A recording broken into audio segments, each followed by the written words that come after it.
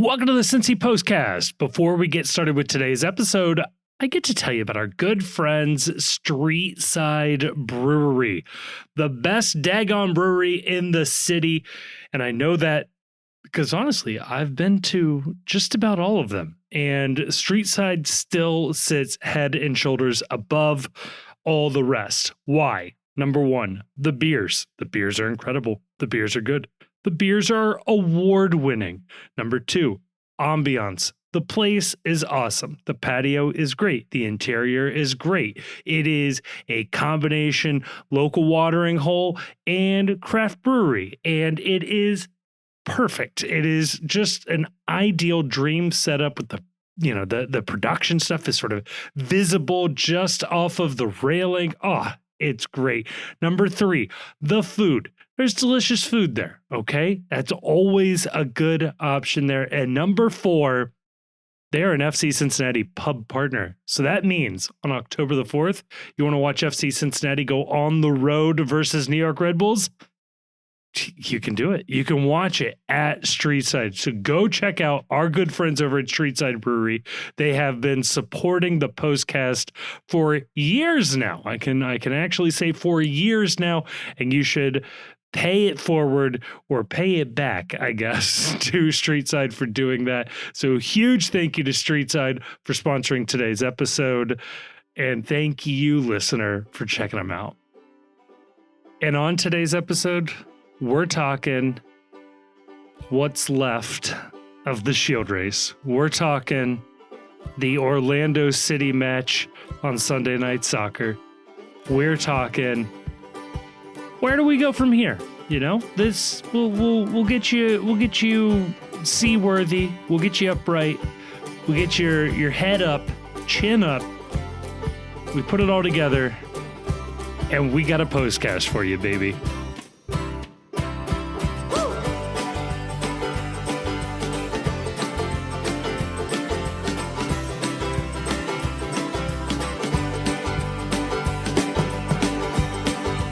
Joining me to talk about all of that and more, I am joined by absolutely nobody. That is right.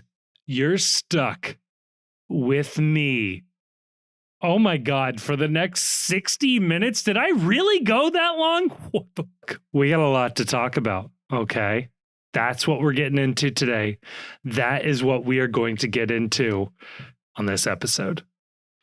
Now, look, before we talk about the FC, we do need to address the other team playing for postseason right now in Cincinnati. I'm definitely not talking about the Bengals. I'm talking about the Reds, folks.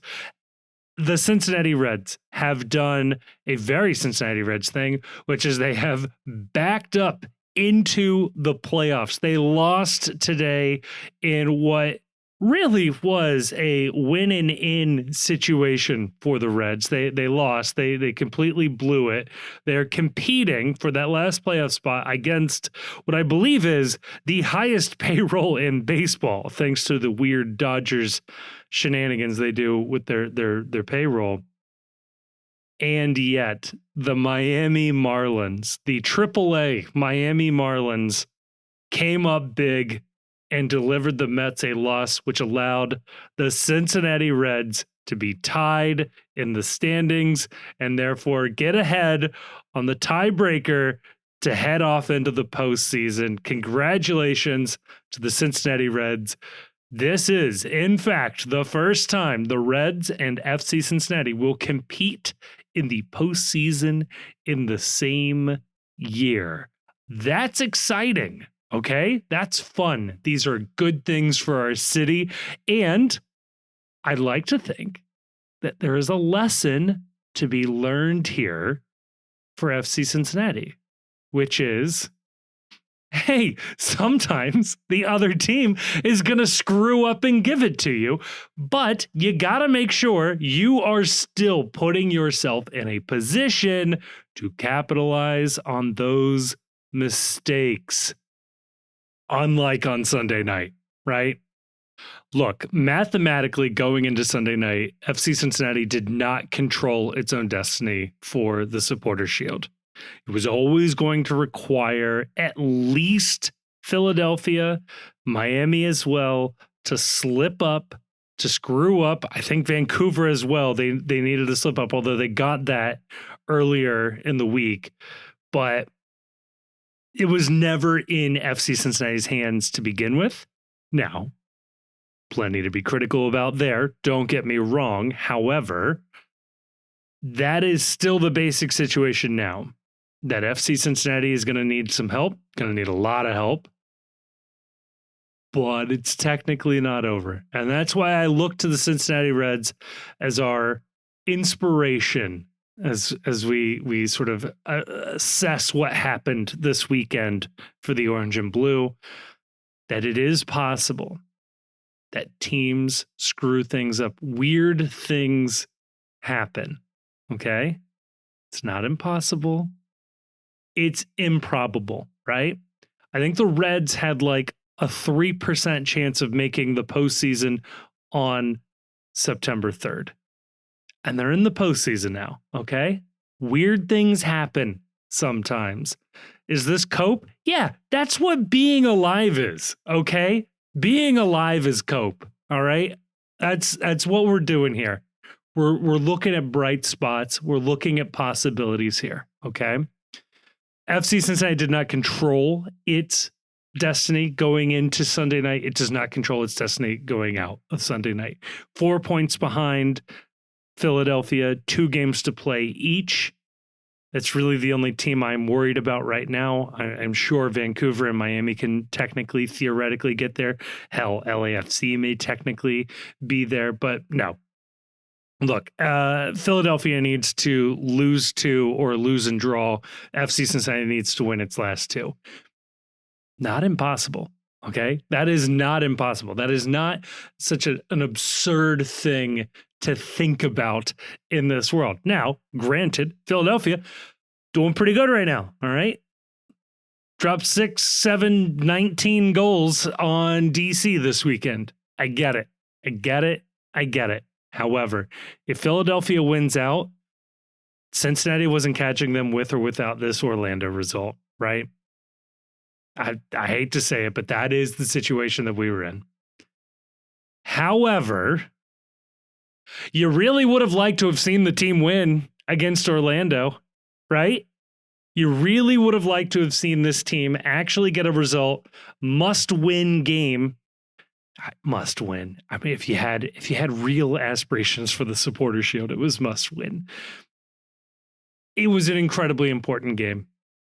Most important game of the year? I don't think so. I don't think it rose to that level. However, it was an incredibly important game.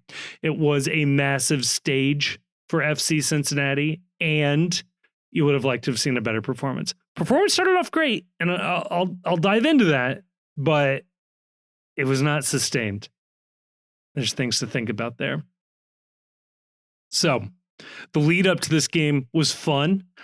Watched a little MLS countdown, which I gotta be honest, I never do. I don't know if I'm like missing gold before my slate of MLS games. I don't know if anybody else is out there doing that. I'm not. Okay, so this was a first one for me because I knew Andrew Wiebe was going to be around the pregame activities, and that was going to be fun. And I was rewarded for having this idea. Okay, Wiebe was in the march. That was funny. He did a TV hit with the studio, and you could barely see him. There was smoke everywhere. Well done, Washington Park. It looked good. You impressed Andrew Wiebe. Probably not the highest bar to clear, but that was good. One little complaint I had later on the broadcast, I think this was actually during the game broadcast, they talked about the march being a 7-year tradition. No. It's been done since 2016. It's a 9 and or 10 year long anniversary, depending on how you math. Okay. So it's a real thing. So don't act like the MLS team invented the march. And if anything, it merely adopted the march that the USL team and specifically Dienenstadt trying to march all the way up the hill from Rheingeist that first game. That's truly the origins of the march. Okay. So that was offensive. I'm going to call it for what it is. That was offensive. Other than that, that was very funny. Then later on, Weeby's in the stadium and he has on a little podium that they set up for them 2 La Rosa's pizzas and 2 Skyline cheese conies, where Andrew Wiebe then invited injured FC Cincinnati goalkeeper and friend of the podcast, Roman Celentano, on camera to try a Sky Rosa. And they did it. Okay, they did it. They made it. They assembled it. They ate it. They took genuine bites. Wiebe tried to get Roman to review it. Roman artfully dodged the question.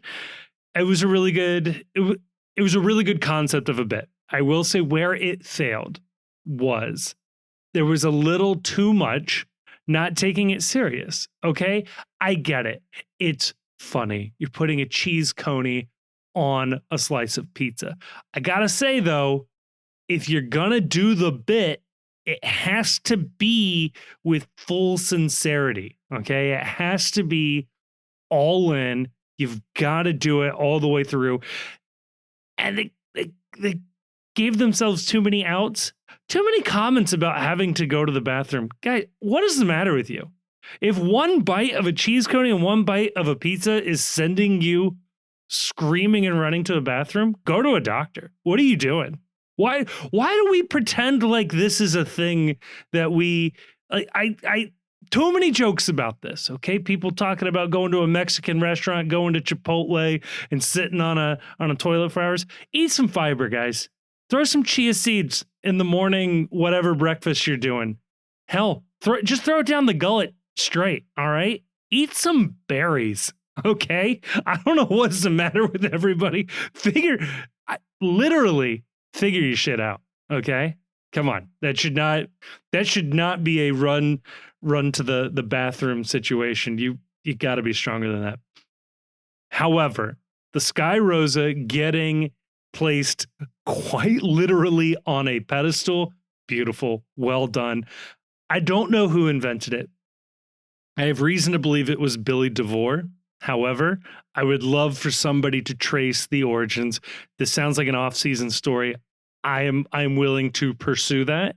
But if somebody wants to get me started on some research or wants to throw out a claim for what the first Sky Rosa is, I'm willing to hear it. Okay? I think there's some good stuff out there.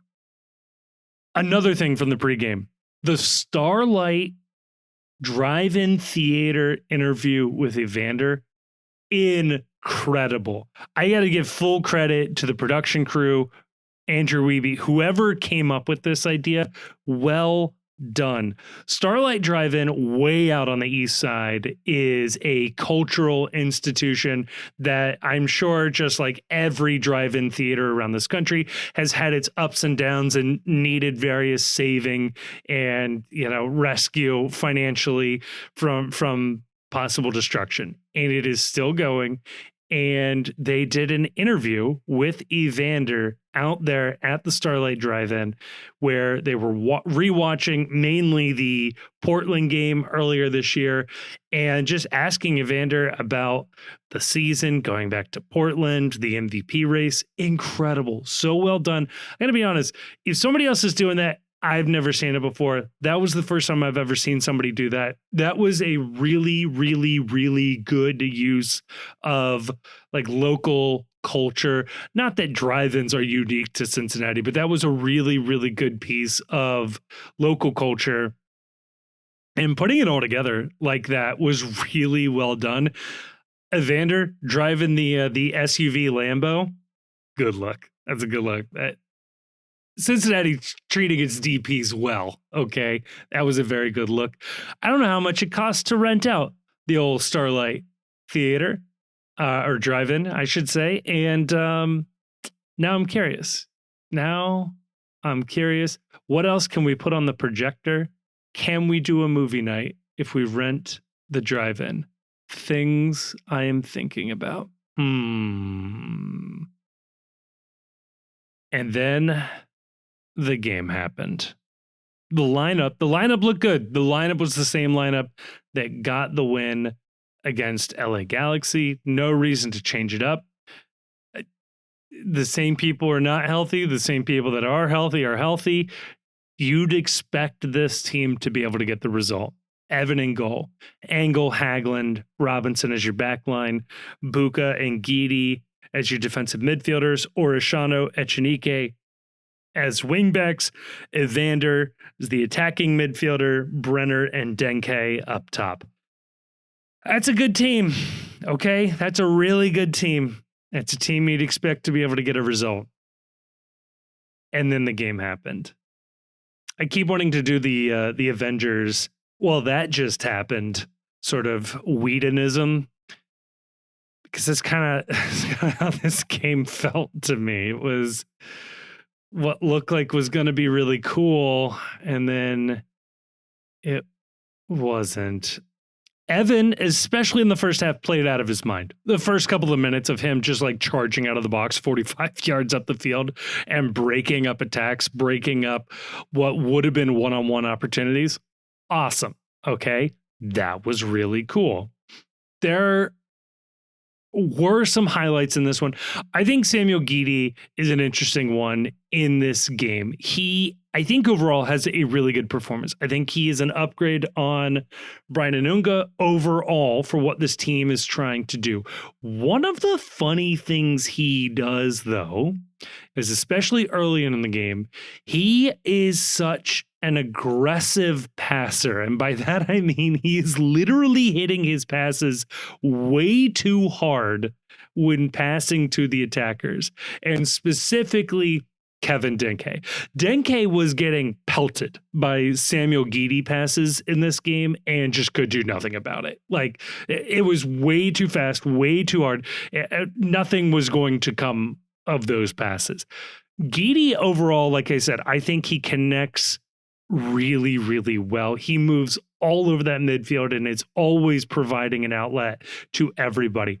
Such a value add. He occasionally gives the ball away. Okay. This is the good and bad with that. Part of it is just the volume of passing he's doing, especially more than Anunga and even more than Obi. But the other part of it is he's just getting beat on some bad looks. I'd like to think that that improves over time. I think with more training, more coaching, more reps, especially in this league, and getting a sense of the speed and the physicality of the league, I think that improves. And he improved, I think, over the course of this game. Maybe the stats don't bear that out, but the eye test told me that. And that's my truth, and I'm going to stick with it, okay? And if you have a different truth, that's your truth. But for my truth, he grew into the game, and he got better at that. But again, the rocketing the passes, specifically to Denke, not getting it done. But I thought overall was really, really good. And I even think when you saw Anunga come into this game, we were missing that. So I think that is absolutely a piece of this. And I mean, just to continue to belabor the Guidi point, I think it's like the 12th, 13th minute. He breaks up a shot at the top of the box that Paslic would have had a great shot on goal, and Guidi's there to break it up. Awesome. That was great. There's also a moment early in this game where Orishano and Echenike switch sides. I don't know if this is just because they ended up, one of them ended up on the other side of the field, so they just stayed that way for a little bit until they had the opportunity to switch back. But something to keep an eye on, because there were some other opportunities where they switched back and forth later in this game as well. So I don't know if that's something that was intentional or if that was just a result of how the game flowed. But in this game, the first half, FC Cincinnati should have had a goal in this first half. Denke has a point blank header that should have been a goal. There were some awesome moments, especially in like the 27th, 28th minute, where Buka has an incredible pass into the box for Denke as he's just like rushing on to the attack. It's great, and then he sort of scuffs the shot and he goes out wide. Like those are the things that are just a little bit too sloppy, and it ultimately costs the team in the end. But also, the first half was not perfect. For a good like 5 or 10 minutes there, from like 10th, 15th minute until the 20th minute, Orlando was just getting deadly counterattack after counterattack after counterattack. And the game ends with Orlando having something like 3.5 goals expected from XG, Cincinnati ending with 1.5. It feels like vibes XG, expected vibes goals, or expected goals based on vibes. Like Orlando should have had like 5 or 6 goals in this game. They got extremely, and by they I mean FC Cincinnati, got extremely lucky on some misses, like some horrible Lacadia MLS is back quality misses in this one. As bad. Like if I'm an Orlando fan, I'm pulling my hair out. I don't have any hair left by the end of this game. I'm screaming we're cursed. Like that was some god awful shooting for a team that I think is the most potent offense in the league. That feels right. 59 goals scored. I guess Inter Miami scored more, but it feels right that they've scored an insane number of goals, and yet this team was struggling to get anything going. So Cincinnati, going out of the first half, lucky to not be down, unlucky to not be up. Man. However, as the game went on, you really would have thought that this team would have got something. Okay. You really would have thought they would have got something in the end. And they didn't. So there's a lot of places we can look at with this one. Okay. Honestly, I thought the ref did a good job. Okay.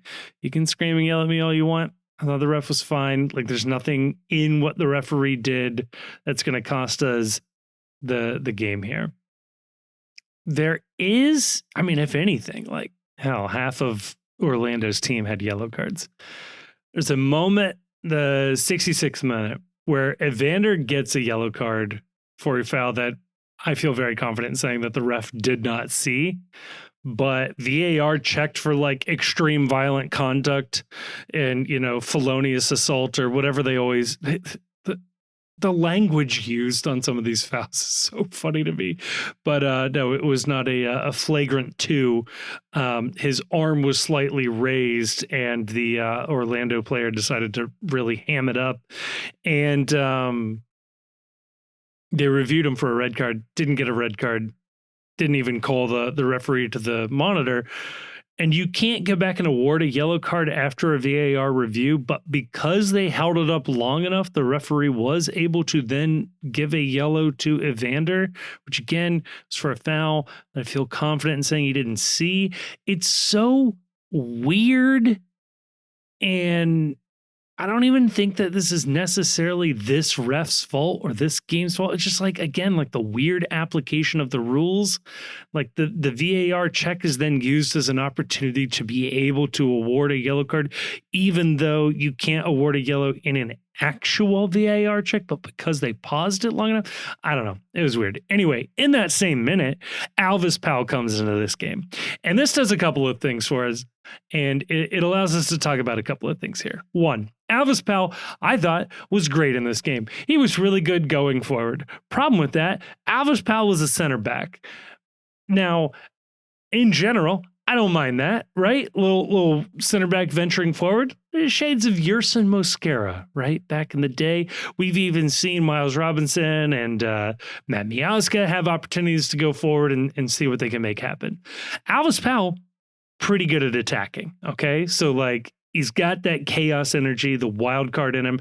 And that's something that Hagelin brings. So I like that. And it moved Miles Robinson into the center, which I think is good overall. I like Miles there. He's super fast. He's able to break stuff up. That's good. That's fine. Where I'm starting to have some problems is this. And I got to give credit to Damon Gumbert, who was texting me during this game, who also pointed this out. FC Cincinnati, and I'll just go ahead and say specifically Pat Noonan, is committed to running 3 at the back, 3 center backs at the back with 2 wing backs. That's fine. It's a style of play. It can be a very defensive style of play. Depending on how you use your wing backs, it can be a very aggressive style of play, which we have seen with FC Cincinnati. What I don't think I understand is the insistence on running 3 at the back no matter what, while putting in non-center backs into that role. So like Alvis Powell comes in, and Alvis Powell comes in for Nick Hagelin. Nick Hagelin is really tall. Like Nick Hagelin is really good in the air. Nick Hagelin is able to do stuff with headers that a lot of guys can't. Now, Alvis Powell is not short necessarily. He's 6, not necessarily. Jeez, I'm 6'1". Look at me looking down on a man who is 6 foot even, which is what I was trying to say. Now, while I literally look down on him, no, he is not short. But he is not a presence in the air like Nick Hagelin is. He is not a man who is usually, the guy you're looking for on corner kicks. He's not a guy that you would expect to be able to defend crosses in the air with his head. And he is somebody that we have seen is either been given permission to go forward or is a known liability to go forward. It is still subbed into the game anyway. Either way, I'm saying him going forward is on the coaching staff. The blame is there for putting him in that position to go forward. So you've taken away an aerial defensive threat, I guess, an aerial defensive asset is probably the better word. And you've replaced it with somebody who is less likely to be in position than Nick Hagelin is. And again, I can kind of see it if you do it with one guy. But now you have Angle and Powell, and Angle was getting plenty far forward in this game as well. And all of a sudden, your only center back in a back 3 is Miles Robinson. But you're still committed to playing 3 at the back. Like, this looks different if you go with 2 center backs and 2 outside backs. And I'm kind of fine with them still being offensive players. But now you're basically playing with 1 proper center back instead of 2 or even 3. So that's something to keep an eye on. And Gilberto Flores is in the stands in his civvies, okay? Like, he is not on the bench. He is not dressed. He was aggressively or nervously drinking out of a water bottle. Roman and Miazga were there with him, so I guess he's not ostracized from the club, but very weird. I don't know if he's injured.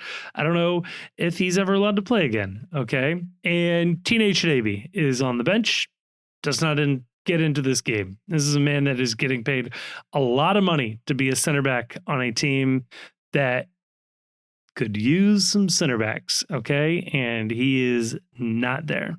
Something to think about. The commitment to running 3 at the back. Later on, Marksa goes in for Orishano, and he is almost exclusively on the left side there, which was a little weird, playing him inverted there. I don't know what's going on with the back line situation. And if I'm spinning this, I would say that we never controlled our destiny for the Shield race, right? We never controlled our destiny. So We've got some big absences on the back line, including Matt Miazga, and we're down our starting goalkeeper. Again, I thought Evan did great, but the coaching staff likes Roman. Roman is the starter. Roman is the man. Roman is the one who's normally organizing this backline. Okay, so something to think about when it comes to how this backline plays. In the postseason, I would expect to have both Miazga and Celentano back, and I think the defense looks better, and I think these mishaps aren't happening. And I don't think a team like Orlando gets as many good opportunities as they did in this game in the future. At the same time, the way this team is set up is going to encourage those moments, okay? Like playing with one center back, yeah, cross all day against that back line. And wouldn't you know it, eventually one of them goes in, okay? Tough scenes there at the end.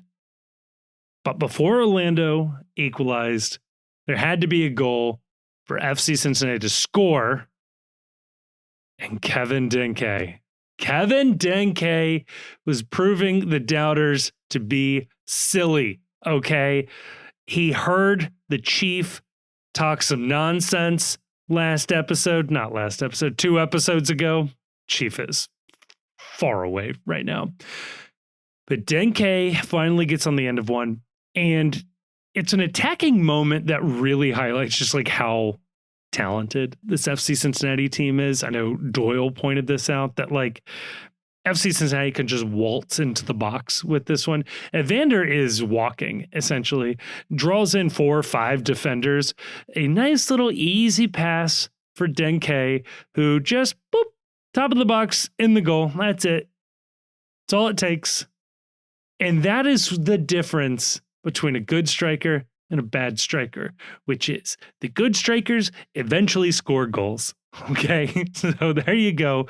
Denke is looking good. Things are looking good. I like it. I like how this team was attacking. I like that there were opportunities there. I like that this team continues to gel. I like that Evander and Brenner are still working things out. Sometimes they're on top of each other, but they're working things out. You can see it coming together. I don't know. It's tough to see this team give up that goal in the end, in the dying moments of this game. It does make you want to channel your inner sports talk radio host of this team doesn't have that dog in them. They don't have killers on them. These are points that both of my co-hosts have made in the past. And you can see it in moments like this, right? But at the same time, when up 1-0 against a really good team, a team with one of the best offenses in the league, you would like to say, hey, we got a team that can put their foot on the ball and grind out a 1-0 victory. That has been this team's superpower. And they couldn't get it done against Orlando. I don't know why. I would point to the structure. I guess that would be the first place I would look. Why are we running 3 at the back with not 3 center backs? Like, why is there not more defensive minded options in that position? Why is Jabari there and not like running to a corner? It's because he's on loan and he's trying to prove a point, right?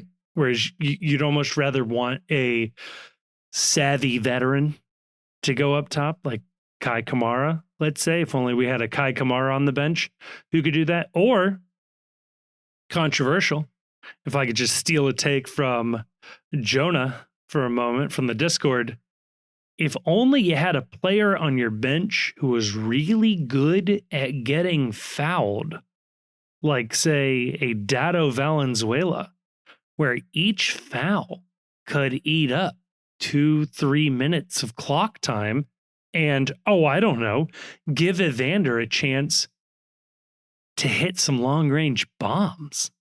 Come on. There's got to be better ways to be able to see out these games. And I know people say, you put your throat, put your throat on their throat. Get really weird with it. Like that weird camp icebreaker where you have to like put a ball in between your on your neck, like underneath your chin and your chest, and you have to pass it to somebody else in the same spot. Anybody else do that? Is that just me? Did I go to a weird camp? Do I need to talk about this with somebody? It didn't feel weird. Okay. It's very funny.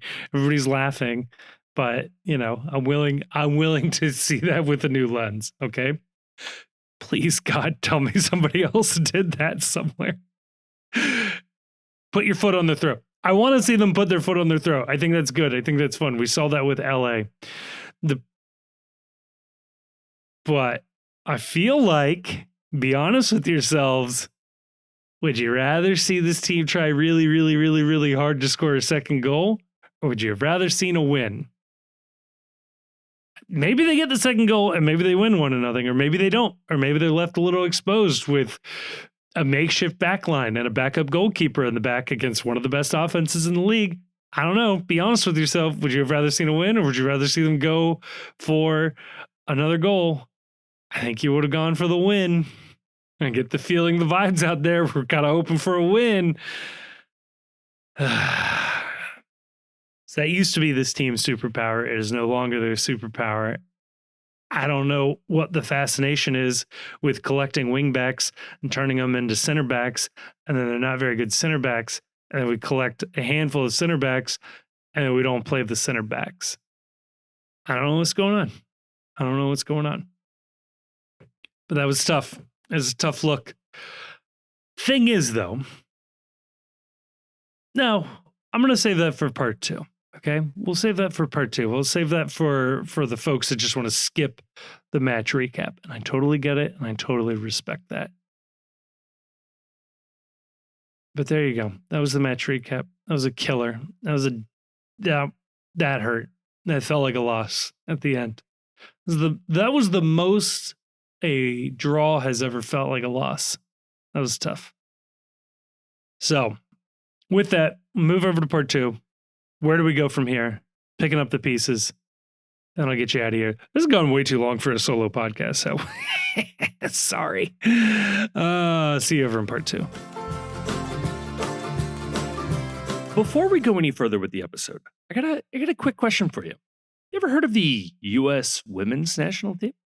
You ever heard of the U.S. men's national team? Well, then you're going to want to keep listening, because get this.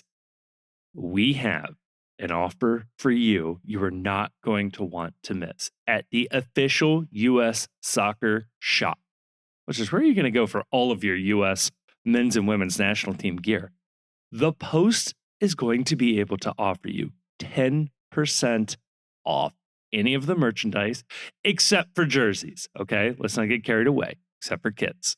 But there is a ton of cool stuff there, okay? They're doing a new 1993 throwback collection. You got hoodies and beanies for the fall. It's getting chilly, and you're gonna want some of the winter gear, because there are matches coming up on 10/10 against Ecuador in Austin, or Australia in Commerce City. Believe me, you're going to want a beanie in Commerce City on 10/14 versus Australia. That is for the U.S. men's national team. The women, they play on 10/23 against Portugal in Chester, 10/26 against Portugal in East Hartford. Again, hoodie, beanie weather. And on 10/29, Halloween Eve against New Zealand, Kansas City, Missouri. Use promo code POST. That's all one word, all caps, for 10% off at checkout.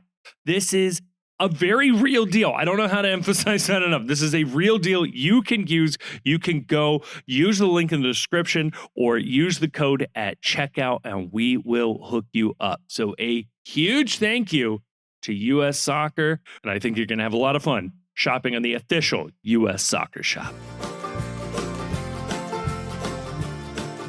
All right, we are back. Unless you are one of those types that just skip the match recap and are just going straight to the sort of aftermath, which one, I respect it. Two, in order to do that, you do have to go back and listen to the ad that's in the ad break there. So if you didn't do that, I'm going to need you to do that and then you can come back. Okay, I'll pause and wait for you.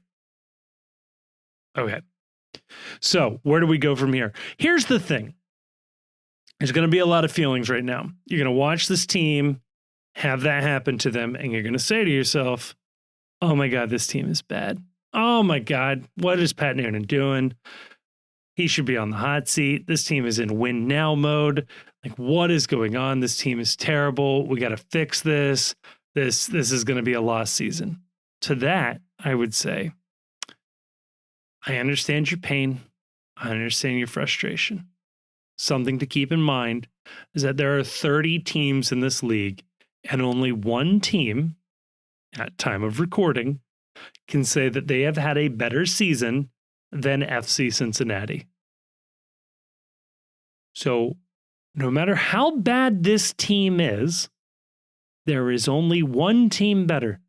And I know that is frustrating that there is a better team. Don't get me wrong. I don't want there to be a better team. I'm on your side here, okay? We're working together. But I think we got to recognize the facts on the ground that FC Cincinnati this season, on a points acquired during Major League Soccer, are better than San Diego, are better than Minnesota United, NYCFC, Nashville, Charlotte, Columbus Crew. You ever hear of those guys? Columbus Crew, we're better than them. Portland Timbers, New York Red Bulls, we're having a better season than them. Okay? It's going to be okay. I promise you. Promise you that. Okay? This team is really good. And if you don't think this team is really good, I would like you to explain to me how they have fluked their way to second place in the Supporter Shield, playing in an Eastern Conference that most people would agree is one of the best conferences ever in the history of Major League Soccer. Okay? Now, I know by the time this season is up, FC Cincinnati may not be in second place. I get that. Okay.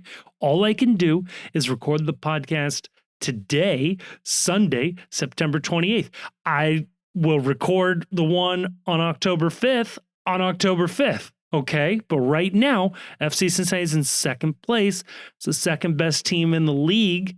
And I know it feels bad because you've seen times where this team was bad, but you need to understand that every other team has also played as bad, if not worse, at other times in the season. That's kind of the point of the table, okay? So you can go, but what about that bad week? I can do that about literally every single team.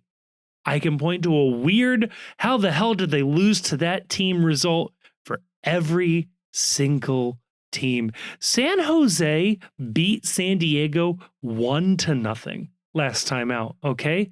San Jose, where are they on the old Supporter Shield rankings? I can't even, 19th with a -1 goal differential? That beat the San Diego Sockers, the San Diego Wave, Loyal SD, San Diego 901, Mission San Diego. Some of these are real teams. Some of them I might have made up. I'll leave you to figure out which is which. The San Diego team that we were told was the best expansion team of all time was going to run away with the Supporter Shield. Lost 1-0 to San Jose. That doesn't make any sense. Oh no, by the way, San Diego was home for that one. Okay. So sometimes weird things happen. Okay. Columbus Crew really needed a win against Chicago to stay out of the play-in game because they might play Chicago in the play-in game and they lost 2-0. Okay. FC Cincinnati has had fewer moments like those than every other team in the league, with the very small exception of the Philadelphia Union. Okay? Now, I know that's annoying. There's one other team out there. I get it. We want to win the Shield every year. I do too.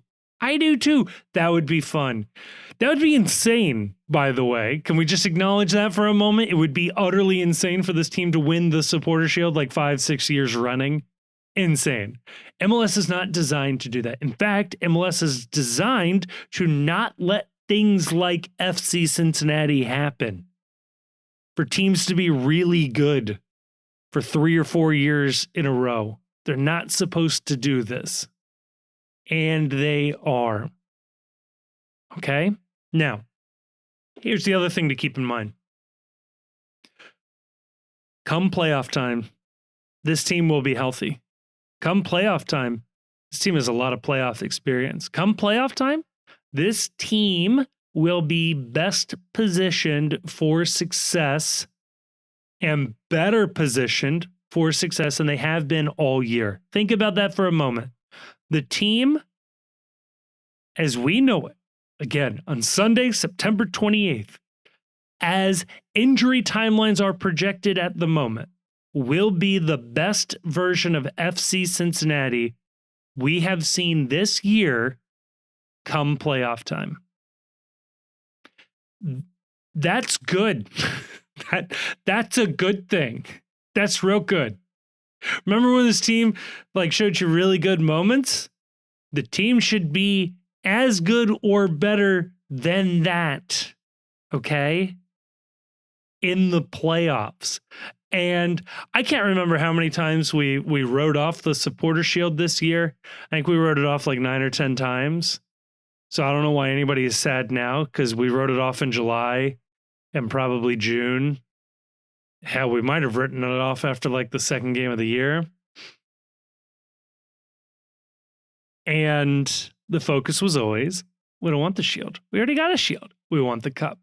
This team will be best positioned for the Cup. Brenner will have more time with this team. Guidi will have more time starting in this league. Roman, healthy. Obi, healthy. Miazga, healthy. Kubo, healthy. Oh my God. This team has midfield depth. Oh my God. This team might have, don't let Pat Noonan hear this, center back depth. This team might actually have a handful of center backs that can all play at the same time. Maybe. I'm throwing ideas out there, but it is possible. It's theoretically possible. Center backs can play at the same time. This FC Cincinnati team has been very good this year. As you might have heard me say, better than literally every team in the league except one. Okay? And they will be best positioned for success in the playoffs. And do the best teams always win in the playoffs? I can't remember. Does every single Supporter Shield team win? No, they don't. In fact, most of the time they don't. I'd say most of the time they don't.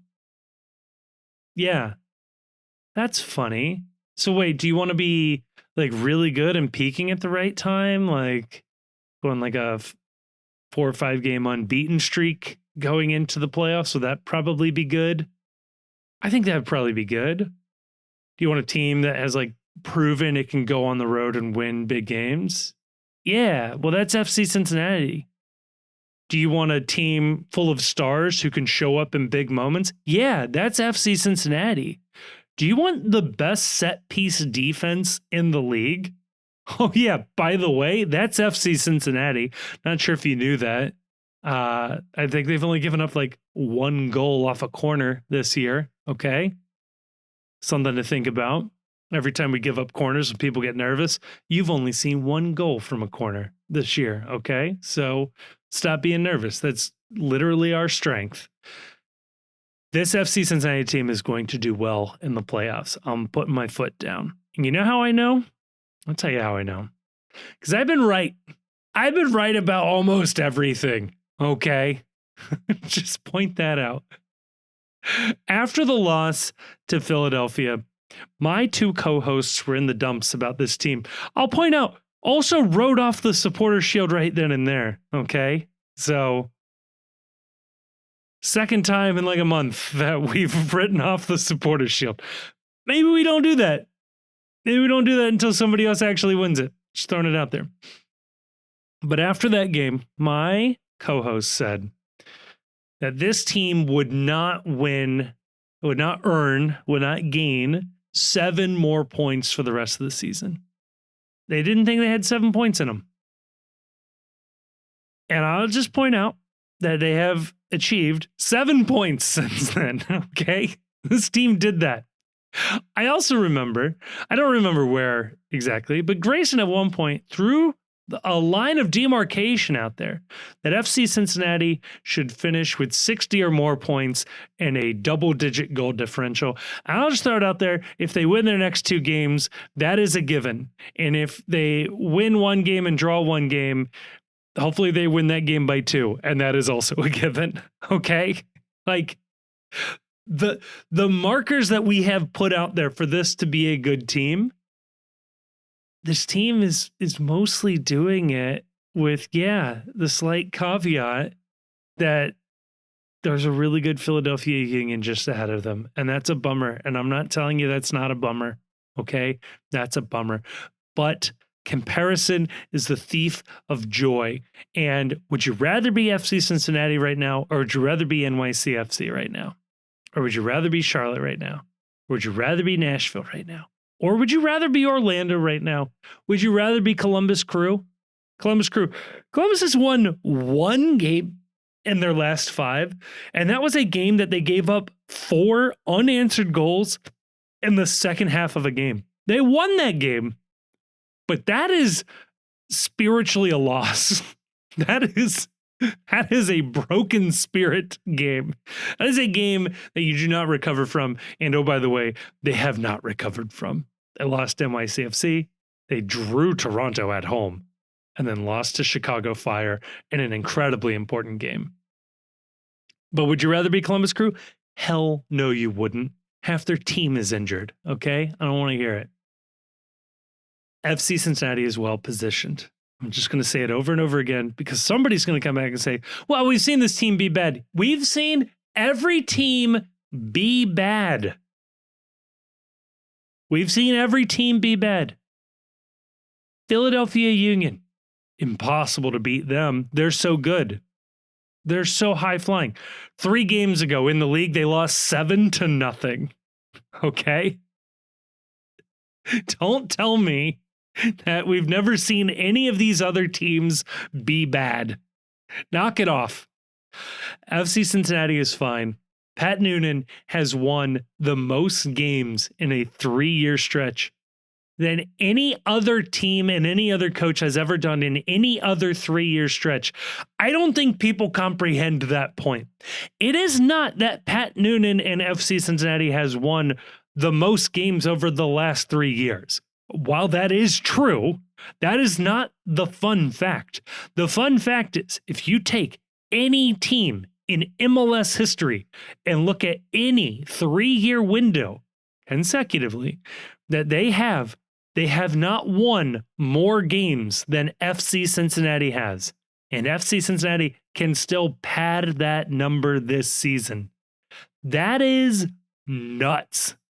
We have, over the course of the last 3 years, seen more wins than any other team in the league. I want you to think about all the complaints you have about this team, and then I want you to put it up against that fact. We have seen more wins by this team than any other team in the league these last 3 years. Oh, well, you don't get a trophy for that. They did. They got a trophy for that. They did, in fact, get a trophy for that. And guess what? Not every accomplishment has a trophy. There's only like 4 trophies, okay? And one of them's the Open Cup, and I don't know if that one counts anymore, okay? So not every accomplishment comes with a trophy. Hang the banner. Yeah, actually, hang the banner, okay? It's okay to be proud of your accomplishments, all right? And if somebody tells you to not be proud of your accomplishments, that's a toxic person. You don't need them in your life. You're allowed to accomplish things and feel good about it. You're allowed to write that story you've always wanted to write. You're allowed to make that little piece of art you've always wanted to make. Okay? And you're allowed to be proud of it. And you're allowed to like it. You know how I know?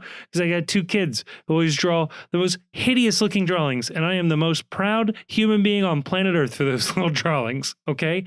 You're allowed to have wins. You're allowed to have wins. Get W's. And does it always come with a trophy? No, it doesn't always come with a trophy. But that's okay.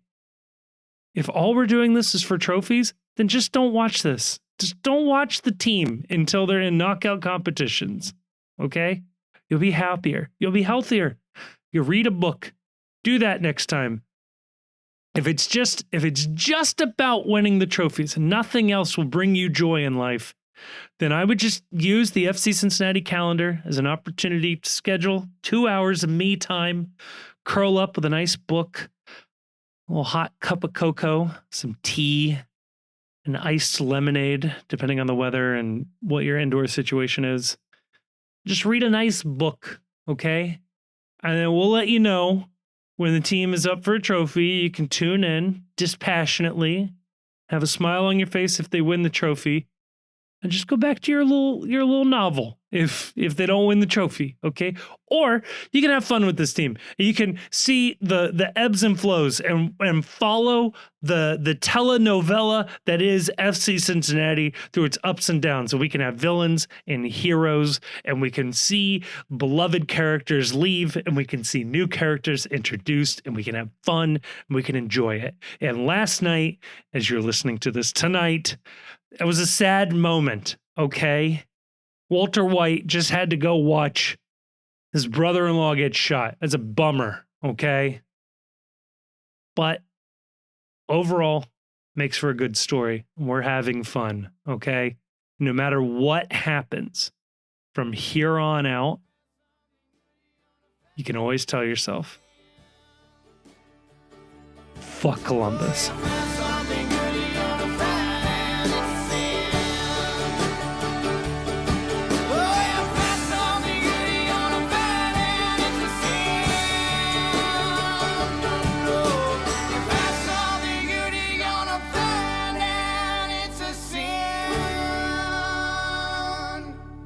The Cincy Postcast is a production of The Post Cincy.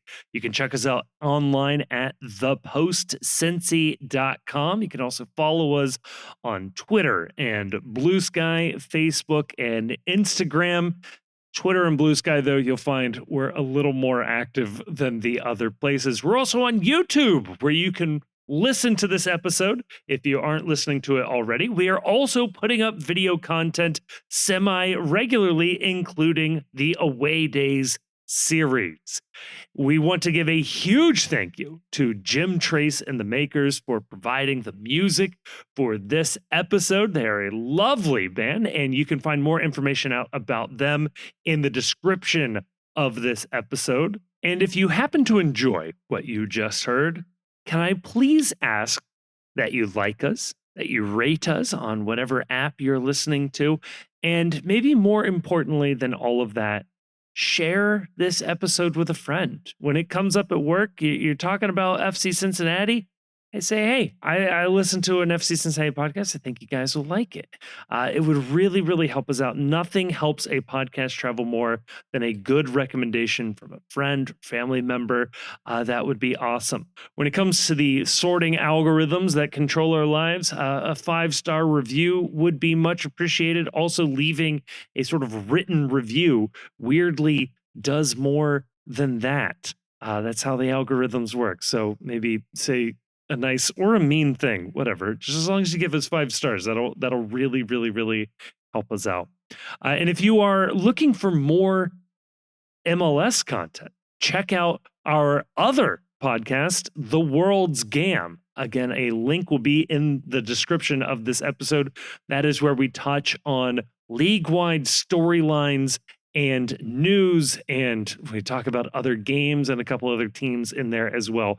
Think you will enjoy it if you are just dipping your toes into Major League Soccer. A huge thank you to all of our sponsors. A even bigger thank you to all of our patrons over at Patreon. But maybe most importantly, thank you for listening to this episode.